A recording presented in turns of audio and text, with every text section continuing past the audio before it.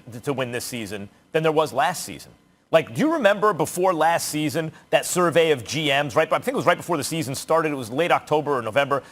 Who is most likely to win? GMs, right? So they survey 30 GMs, all the GMs in the league, and they ask who is most likely to win the championship. These people, their living is dependent on knowing this kind of stuff, of evaluating talent. Number one was the Clippers. Number two was the Bucks. Lakers finished a distant third. They turned out to be wrong. But the perception was going in, the Lakers may not win it this season. And why not? Like, this is the third time LeBron has formed a super team in a location. The first time is he went to Miami, Dwayne Wade and Chris Bosh, and then Miller and all these guys. Yeah, we want to play there too. They lost the championship year one. They got there, but they lost. Same thing happened in Cleveland. Oh, they got Kyrie and the number one pick. They can flip Wiggins into Kevin Love. I'll go to Cleveland. There's another super team. Year one, he lost. True, everyone got hurt, but he didn't win the championship year one. LeBron usually figures that out year two because you got to get the details just right. It's hard just to throw guys together and have them win a championship. So I would say the expectation among most who knew was not that the Lakers would win, yet they did. But how about this season, guys? What's the expectation now? A lot of people would say the number one and number two players in the world are both on the Lakers. They just won the championship, and I think everyone agrees they improved at least on paper in the offseason. Montrezl Harrell and Schroeder and Marc Gasol.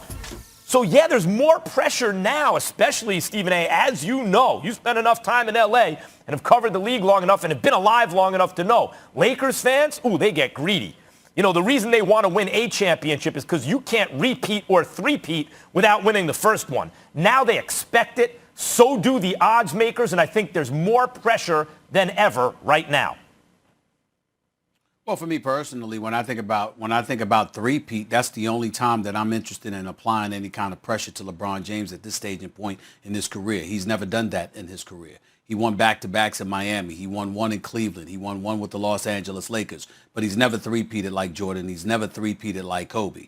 And so because of that, I would like to see that. I don't think that will happen. But then again, you never know with the arsenal that they've put forth. The bottom line is I don't think there's as much pressure on the Los Angeles Lakers to quote-unquote repeat outside of that. I think there's pressure on LeBron James to win another chip before he departs from L.A. since he'll have Anthony Davis. And by the way, speaking of Anthony Davis, congratulations to Clutch Sports and Anthony Davis. I don't know why the hell they're in the news for him not signing. It's a 2-year deal, it's a 3-year deal, or it's a 4-year deal. Either way you slice it, you're getting the max. What the hell is all the drama about? Sign the damn contract. Yeah, just tell them what you want. Are you really leaving Southern? Are you really leaving Southern California to go to the Windy City in Chicago or to the New York Knicks under Dolan, Max Kellerman? I mean, is there really some suspense as to where Anthony Davis is going to go? But they're in the news. I mean, so hey, more power to Rich Paul and Clutch Sports. Major props to them. He's been doing a good job. Here's the bottom line.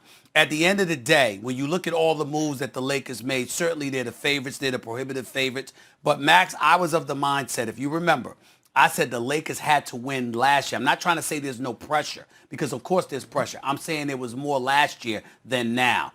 The reason why is because I firmly believed if they had lost last year and somebody else, say the Clippers, had knocked them off, all right, or God forbid Denver, okay, then what would have happened was it would have been that much harder for them to ultimately overcome, get over the hump, because there would have been even more pressure to bear on LeBron and Anthony Davis. They would not have won together. Everybody would have been like, what's up, what you gonna do? Meanwhile, those other teams knew how to win. But the fact that that has not happened and the Lakers ended up handling their business in relatively dominant fashion, I might add, the bottom line is because they handled their business the way that they did and they won the chip and they already know how to win together and they've gotten that off. Now they could just go and play basketball, may the best team win.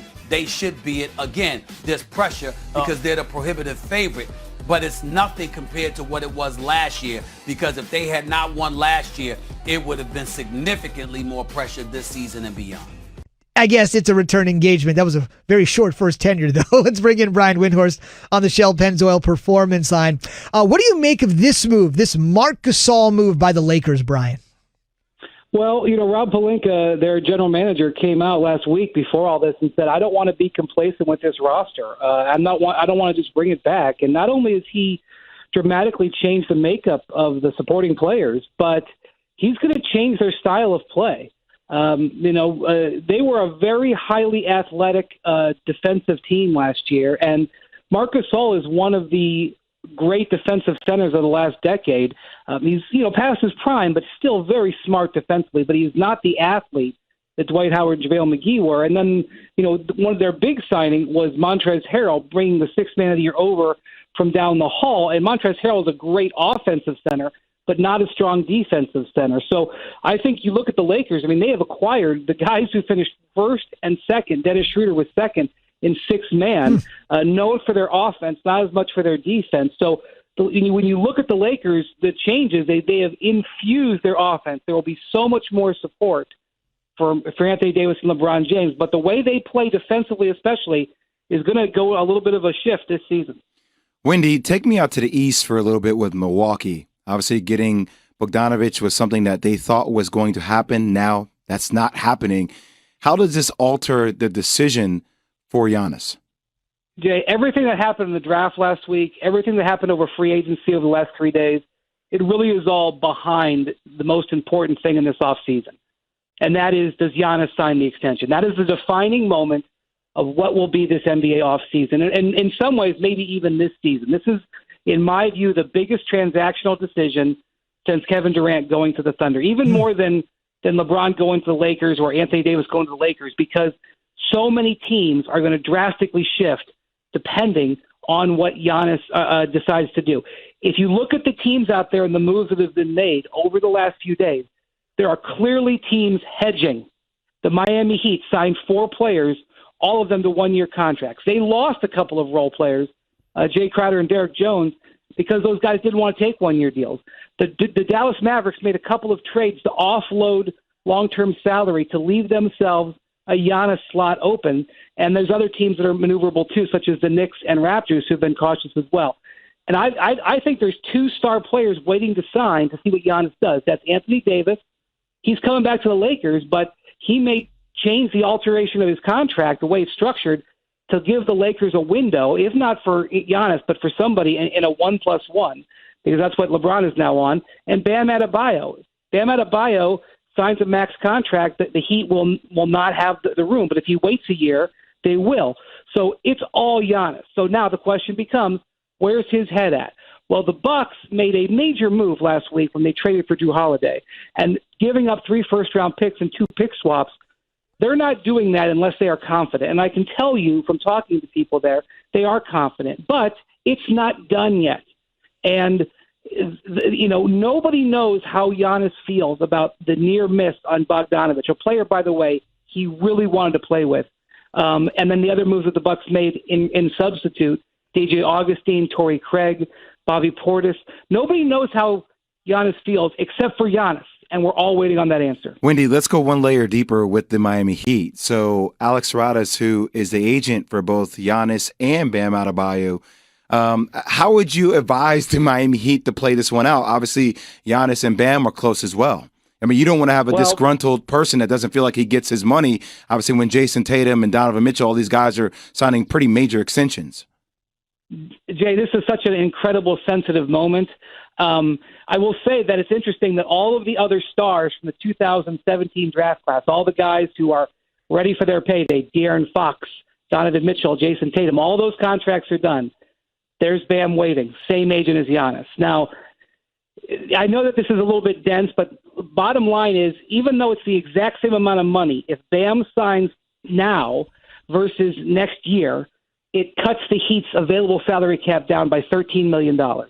We have seen a number of players in this exact spot over the years kind of have a understanding with the team, and they will wait to sign it to help the team. That said, in an era where we see guys, have these injuries, it's very unnerving, especially for a player who hasn't signed yet. So even if Bam, or even if Giannis does extend his contract here in the next few days, that's a big decision for the Heat because there are other free agents they could go get next year, and it'll be interesting to see how that plays out.